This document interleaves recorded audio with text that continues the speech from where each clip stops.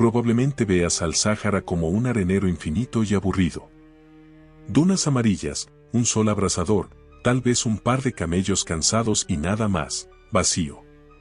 Pero, ¿y si te dijera que esta es la mayor mentira de la geografía? Bajo millones de toneladas de arena candente no solo se esconden rocas, allí yacen las huellas de ríos gigantescos, ruinas de imperios desconocidos e incluso los huesos de monstruos que gobernaron el mundo mucho antes que los dinosaurios. El Sáhara no es un páramo. Es una caja fuerte gigante de la cual apenas estamos empezando a descifrar la combinación. El área de este desierto es tan vasta que, si la superpusiéramos en un mapa, cubriría casi todo el territorio de los Estados Unidos. 9 millones de kilómetros cuadrados de misterio. Y lo más aterrador es que esta arena es como el tiempo, sabe ocultar las pruebas.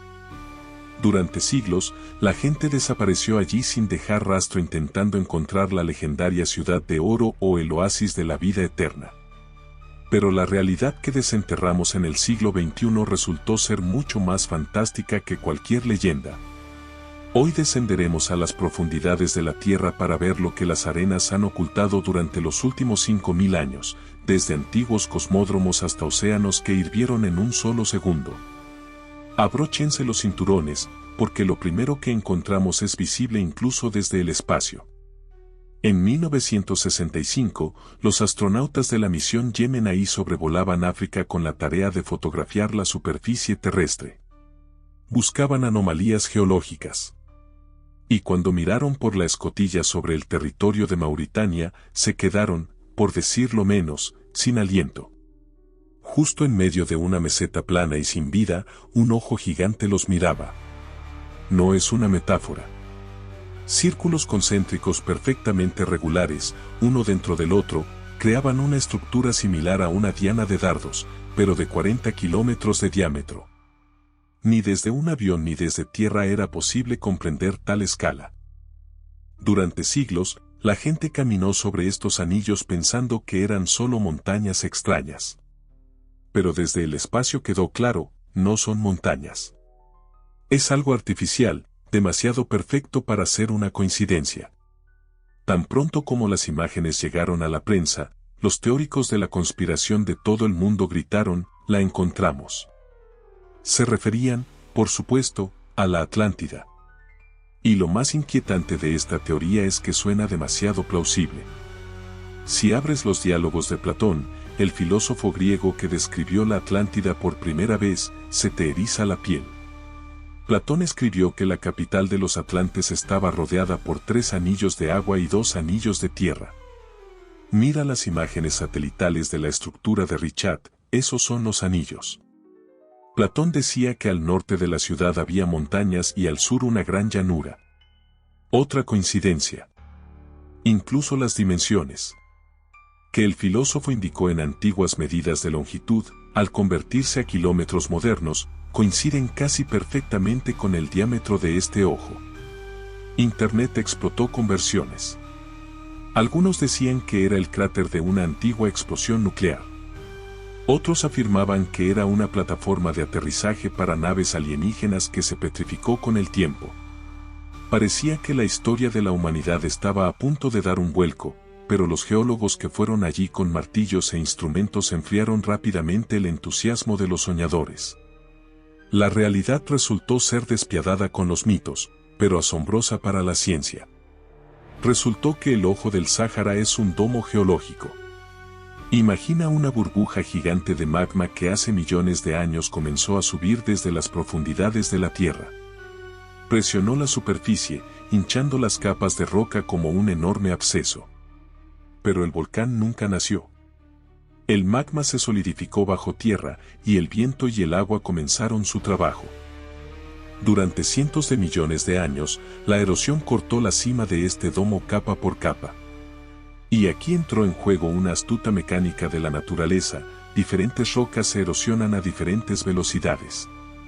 Las capas duras quedaron como crestas y las blandas se desgastaron, formando depresiones. Así surgieron estos anillos perfectos. No es una ciudad construida por dioses, es un corte de la corteza terrestre. Un libro abierto de geología. Pero incluso sabiendo la verdad, estar en el centro de esta estructura es inquietante. Te das cuenta de que la naturaleza es el arquitecto más loco. Sin embargo, si el ojo resultó ser solo roca, el siguiente hallazgo en las arenas hizo que los científicos dudaran de dónde se encontraban exactamente, en un desierto o en el fondo del mar. Trasladémonos al este, a Egipto. A unos 150 km de El Cairo hay un lugar que parece el escenario de una película apocalíptica. Es Wadi Alitan, o el Valle de las Ballenas. Imagina que caminas sobre arena ardiente, rodeado solo de dunas, rocas calcinadas y un viento que aúlla como si alguien llorara. La temperatura ronda los 45 grados a la sombra, que aquí no existe. Tropiezas con una piedra lisa y extraña que sobresale del suelo. Empiezas a excavar pensando que es un trozo de roca, pero de repente te das cuenta de que tienes ante ti una columna vertebral. Una columna vertebral gigante, del tamaño de un tronco. Sigues excavando centímetro a centímetro, y la arena te revela un cráneo con una enorme mandíbula dentada. Pero no es un dinosaurio, es una ballena. Y no está sola. Si subes a una duna y miras hacia abajo, verás que todo el valle está sembrado de esqueletos. Cientos de criaturas enormes yacen aquí, en medio de uno de los desiertos más secos y despiadados del mundo. Parece un cuadro surrealista de Salvador Dalí. Monstruos marinos nadando en arena dorada. Cuando los primeros exploradores europeos tropezaron con estos huesos en el siglo XIX, quedaron estupefactos. Simplemente no podían entender qué hacían ballenas en el centro del Sáhara. Los beduinos locales evitaron este lugar durante siglos, considerándolo maldito. Sus leyendas decían que eran restos de terribles genios o monstruos que los dioses convirtieron en piedra por sus pecados. Los fanáticos religiosos, al enterarse del hallazgo, declararon de inmediato: aquí está, la prueba irrefutable del diluvio universal. El agua subió tanto que el océano cubrió África. Las ballenas nadaron hacia el desierto y, cuando el agua se retiró, no tuvieron tiempo de regresar y murieron. Esta versión sonaba lógica y tranquilizadoramente simple, si no fuera por un pequeño detalle que lo rompía todo. Los científicos comenzaron a limpiar la arena de los huesos y notaron algo que los hizo frotarse los ojos: estas ballenas tenían patas. Sí, no has oído mal. En el Valle de las Ballenas no encontraron ballenas modernas, sino basilosaurios, antiguos depredadores que dominaron los mares hace 40 millones de años. Y no eran gigantes amables que comían plancton. El basilosaurio era una máquina de matar de 18 metros de largo, la altura de un edificio de 6 pisos. Tenía un cuerpo serpentino, como una anguila gigante, y una boca llena de dientes capaces de triturar huesos. En los estómagos de estos monstruos fosilizados se encontraron restos de tiburones y tortugas gigantes. Eran la cima de la cadena alimenticia, pero lo más importante eran sus extremidades posteriores. Tenían patas pequeñas pero completamente formadas con dedos, rodillas y tobillos. Esas patas eran demasiado débiles para caminar por tierra, pero eran un recordatorio obvio del pasado. Este descubrimiento fue el boleto dorado para los biólogos evolutivos.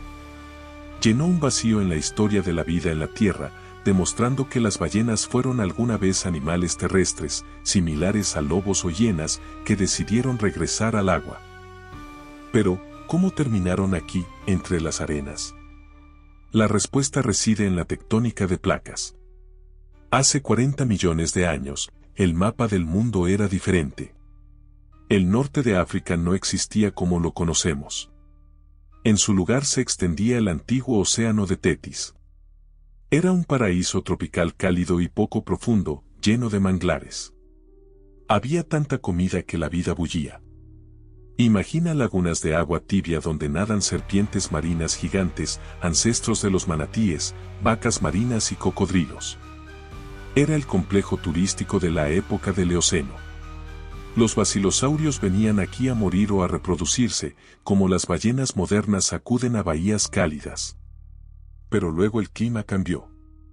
África comenzó a moverse hacia el norte y chocó con Europa. El fondo del océano empezó a elevarse.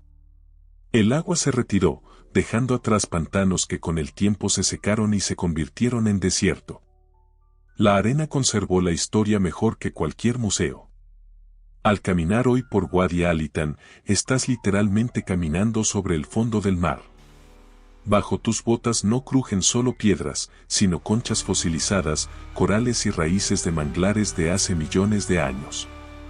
Este lugar nos recuerda que nada en la tierra es eterno. Donde hoy te quemas bajo el sol y bebes agua de una cantimplora, mañana podría estar el océano, y viceversa. Pero si el océano se fue de aquí hace millones de años, el siguiente misterio del Sáhara es mucho más reciente. Y nos dice que hubo humanos viviendo aquí hace muy poco, y además vivían de una manera que ni siquiera podemos imaginar. Viajemos al corazón del desierto, a un lugar llamado el Bosque de Piedra. Es la meseta de Tassili en Ajer en Argelia. Llegar allí ya es una hazaña. Es un laberinto de miles de rocas, cañones y arenisca desgastada en formas caprichosas que recuerdan torres y hongos. Este lugar parece tan alienígena que parece que hubieras aterrizado en Marte. En 1933, el teniente del ejército francés Brennans, que patrullaba esta zona infernal en camellos, entró en uno de los desfiladeros para refugiarse del insoportable sol del mediodía. Levantó la vista esperando ver roca desnuda y se quedó paralizado de terror y asombro. Las paredes del cañón no miraban. Estaban cubiertas de miles, decenas de miles de dibujos. Y no eran garabatos primitivos de cavernícolas. Eran frescos enormes, coloridos y detallados que contaban la historia de un mundo completamente diferente. El teniente vio escenas que no podían existir en el Sáhara. En los dibujos, personas de piel oscura y atléticas pastoreaban enormes rebaños de vacas manchadas. Cazadores con arcos perseguían antílopes y jirafas. Había elefantes, rinocerontes, avestruces e hipopótamos. Animales que no pueden vivir sin agua dulce profunda estaban dibujados con tal precisión anatómica que no quedaba duda, el artista los veía con sus propios ojos cada día. Pero lo más impactante fue la representación de barcos. Enormes botes de caña llenos de gente que navegaba donde ahora, en cientos de kilómetros a la redonda, no hay ni una gota de humedad, solo polvo y escorpiones. Este descubrimiento causó una verdadera tormenta en el mundo científico. ¿Cómo pudieron los antiguos dibujar un mundo acuático en medio del desierto más seco? Los escépticos se burlaban, decían que simplemente habían comido hongos alucinógenos o se habían insolado. Pero cuando en los años 50 llegó la expedición de Henry Lotte, encontraron algo aún más extraño. Entre las escenas de caza y pesca, descubrieron figuras que no se parecían en nada a humanos. Lotte los llamó cabezas redondas. Eran imágenes gigantes, de hasta 6 metros de altura, de seres con trajes extraños que recordaban a escafandras. Tenían cabezas redondas sin rostros, a veces con antenas, y flotaban en el aire sobre pequeñas figuras humanas que extendían sus manos hacia ellos. Uno de los frescos, llamado el Gran Dios de Sefar, se ve tan aterrador y moderno que los defensores de la teoría de los antiguos astronautas todavía lo usan como prueba principal. Dicen, miren, son astronautas. Los antiguos vieron extraterrestres que vinieron a darles conocimiento y luego se fueron cuando el clima se arruinó. Internet está plagado de teorías de que Tassili Ajer es un antiguo cosmódromo y que los dibujos son crónicas de visitas de otros mundos o incluso de universos paralelos, portales que se abren en estas rocas. Pero la verdad que desenterraron climatólogos y paleobotánicos resultó mucho más dramática que cualquier ciencia ficción sobre ovnis. Los científicos perforaron el fondo de lagos secos y tomaron muestras de polen antiguo.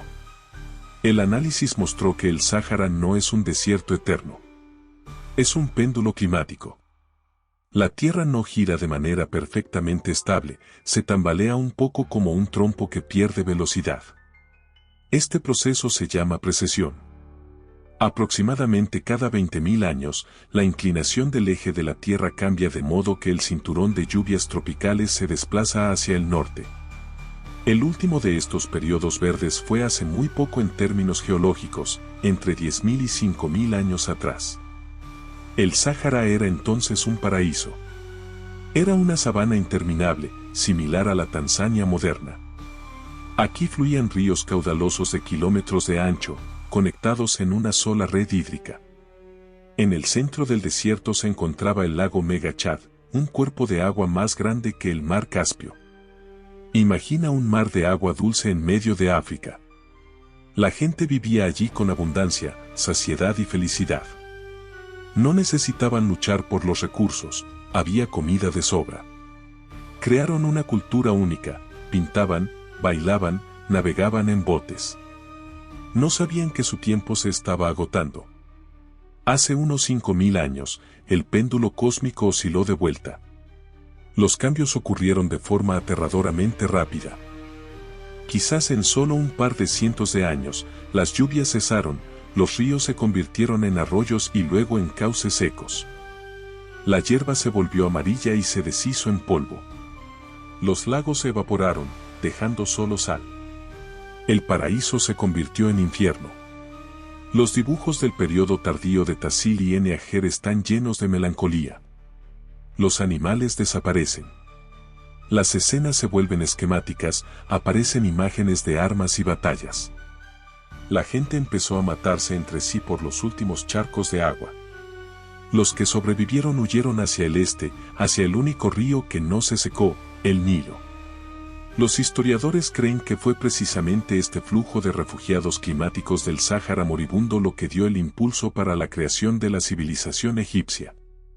Pirámides, esfinges, faraones, todo esto es, posiblemente, el intento de un pueblo por conservar la memoria de un paraíso perdido que dejaron en las arenas. Pero lo más asombroso es que este ciclo no ha terminado. Los modelos informáticos dicen que el péndulo oscilará de nuevo. En unos 15.000 años, el eje de la Tierra girará, las lluvias volverán y el Sáhara florecerá de nuevo, la arena volverá a ser un jardín. Así que, si planeas comprar bienes raíces allí, solo espera. Pero mientras unos huían al Nilo, otros decidieron quedarse y desafiar al desierto que avanzaba. Y lo que construyeron permaneció invisible para nosotros durante miles de años, hasta que aprendimos a mirar a través de la tierra. Durante mucho tiempo, los historiadores creyeron que en el centro del Sáhara nunca hubo grandes estados, solo nómadas, beduinos y raras caravanas yendo de oasis en oasis. Pero en 2011, las imágenes satelitales mostraron algo extraño. Al sur de Libia, bajo la capa de arena, asomaban contornos geométricos claros, cuadrados, líneas rectas, restos de cimientos. Eran ciudades reales, más de 100 asentamientos fortificados, castillos y fortalezas de los que no sabíamos nada. Era el imperio de los garamantes. Los romanos los llamaron bárbaros salvajes, pero en realidad los garamantes realizaron un milagro tecnológico. Construyeron un jardín floreciente en medio de un infierno absoluto. Tenían su propia escritura, metalurgia, un ejército de carros e incluso casas de 2 pisos con calles pavimentadas. Y esto en una época en la que en Europa reinaban tiempos oscuros. Pero la gran pregunta que atormentaba a los arqueólogos era, ¿de dónde sacaban el agua? No hay ríos, no hay lluvias, el cuerpo de agua más cercano está a miles de kilómetros. ¿Acaso dominaban la magia o los ayudaba la tecnología de dioses antiguos? La respuesta se encontró al excavar más profundo. Los garamantes no rezaban por lluvia, tomaron picos y se fueron bajo tierra. Crearon un sistema de fogaras. Son miles de kilómetros de túneles subterráneos excavados a mano en la roca. Sin láseres, sin plataformas de perforación, los esclavos de los garamantes perforaban pasajes estrechos, trabajando a menudo en total oscuridad y sofocación, arriesgándose a ser sepultados en cualquier segundo. Perforaban hasta llegar a los acuíferos escondidos bajo las colinas. Y dejaban que el agua fluyera por gravedad hacia el valle. Era una red de ingeniería comparable al metro de una metrópolis moderna. El agua fluía a gran profundidad y salía a la superficie solo donde era necesario regar los campos. Gracias a esto, cultivaban trigo, uvas, higos y dátiles donde hoy ni siquiera sobrevive el arbusto de camello. Pero esta tecnología se convirtió en su maldición. Vivían a crédito. El agua que extraían era agua fósil, se había acumulado allí durante miles de años. El imperio creció, los apetitos aumentaron y el nivel de las aguas subterráneas empezó a bajar. Tuvieron que cavar túneles cada vez más profundos, largos y peligrosos. En cierto momento, el sistema se volvió demasiado complejo para mantenerlo y el agua se volvió demasiado escasa. Fue una trampa ecológica. Cuando el agua se fue, las ciudades se vaciaron, las arenas regresaron y lo devoraron todo, dejándonos solo contornos fantasmales en las fotos espaciales. Pero si los garamantes perecieron lentamente, el siguiente enigma del Sáhara apunta a una catástrofe que ocurrió instantáneamente y con una fuerza monstruosa. Cuando el famoso arqueólogo Howard Carter abrió la tumba de Tutankamón en el año 22, quedó cegado por el brillo del oro. Pero entre las máscaras y tesoros había un objeto que desconcertó a los joyeros más que cualquier otro. Era un lujoso colgante pectoral del joven faraón. En su centro figuraba un escarabajo sagrado, símbolo del Renacimiento. Carter y su equipo pensaron que estaba hecho de calcedonia, un cuarzo raro. Pero décadas después, los mineralogistas realizaron un análisis químico detallado y quedaron boquiabiertos. Era vidrio, el vidrio del desierto libio más puro y transparente, de un color amarillo limón. Y el misterio no estaba en su belleza, sino en su origen. El problema es que, en la naturaleza, ese vidrio no se encuentra así porque sí. Para convertir la arena común del Sáhara en algo tan puro, hay que calentarla instantáneamente a casi 2000 grados centígrados. Y hay que hacerlo en fracciones de segundo. Ningún incendio forestal, ningún volcán y mucho menos una fogata humana antigua pueden generar tal calor. Para comparar, la lava de un volcán está casi 2 veces más fría. Inmediatamente nació la teoría de una antigua guerra nuclear. Se citaron textos antiguos, se habló de armas de los dioses que funden rocas. El Sáhara se convirtió en un campo de juegos para las fantasías sobre alienígenas. Pero los científicos buscaron una explicación más terrenal, aunque no menos aterradora. Empezaron a buscar un cráter. La lógica es simple, si es un impacto de meteorito, debe haber un agujero enorme. Rastrearon todo el desierto libio, metro por metro cuadrado. No había ningún cráter gigante que explicara la dispersión de vidrio en un área de 1000 kilómetros cuadrados. Parecía un callejón sin salida, pero la respuesta llegó cuando los físicos cargaron los datos en supercomputadoras y modelaron la caída de cuerpos celestes. La imagen que vieron fue aterradora. Hace unos 29 millones de años, un asteroide entró en la atmósfera terrestre sobre el Sáhara. Pero no impactó en la Tierra. Debido a su enorme velocidad y a la resistencia del aire, explotó en el cielo a solo un par de kilómetros de la superficie. Esto se llama explosión aérea, pero con una potencia tal que la bomba atómica de Hiroshima parecería un petardo para niños. En el momento de la explosión, un segundo sol brilló en el cielo. La bola de fuego estaba tan caliente que la ola de calor golpeó el desierto como un martillo. Literalmente derritió la superficie de la arena en cientos de kilómetros a la redonda, sin siquiera tocar el suelo. Imagina dunas convirtiéndose instantáneamente en ríos de vidrio líquido. Luego todo se enfrió, el vidrio se agrietó y el desierto quedó sembrado de fragmentos preciosos que, miles de años después, la gente del faraón recogió pensando que eran rayos congelados del dios Ra. Y en cierto sentido, tenían razón. Parece que el Sáhara es un lugar de muerte, ballenas muertas, imperios muertos, arena derretida. Pero bajo toda esta muerte se esconde un recurso que hoy vale más que el oro. Y este es, quizás, el secreto más importante del desierto. A mediados del siglo XX, cuando los geólogos rastreaban Libia en busca de petróleo, sus plataformas de perforación atravesaron el fondo del desierto. Todos esperaban el oro negro, pero en lugar de petróleo, de los pozos brotó una fuente de agua dulce, cristalina y fría. Al principio nadie lo creyó, ¿De dónde sale agua en el lugar más seco del planeta, donde puede no llover durante años? Resultó que bajo las arenas sin vida del Sáhara, a cientos de metros de profundidad, se esconde el acuífero de arenisca de Nubia. No es solo un río o un lago subterráneo. Es un auténtico océano subterráneo, 2.5 millones de kilómetros cúbicos de agua dulce. Para que entiendas la magnitud de esta cifra, si se bombeara esa agua a la superficie, podría inundar todo el territorio de Alemania, Francia y España juntos. Es el legado de aquellos tiempos verdes cuando caían lluvias tropicales sobre el Sáhara. El agua se filtró a través de la arena durante millones de años, gota a gota, y quedó atrapada en trampas de piedra bajo tierra.